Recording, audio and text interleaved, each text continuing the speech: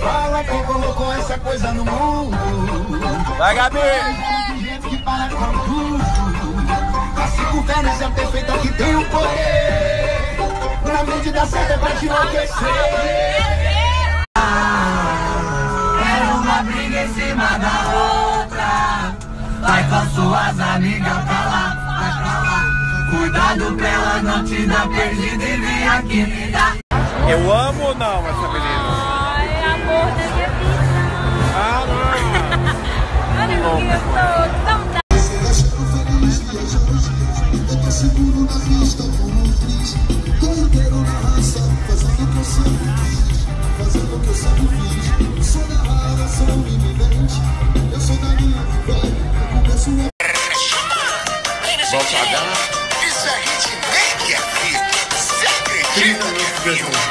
Perfeitamente encaixar. Kevinho, oi?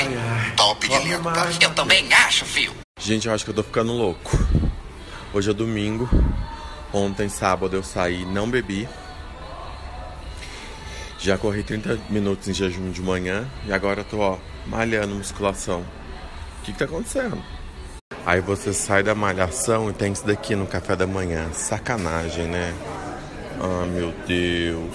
Por que você é assim comigo? Pelo amor de Deus. Ah, eu vou pegar um de cada.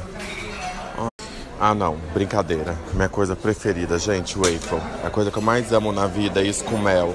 Puta que pariu. Fazer como? Vai, vamos dar foto. Oi, tchau, lindona. Muito obrigada, viu?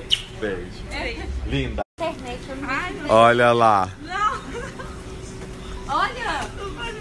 O que você falou? Muito. Lindona, maravilhosa. Ela tirou até a boina pra ficar mais bonita. Ó, você tá linda. Não chora. Você é linda.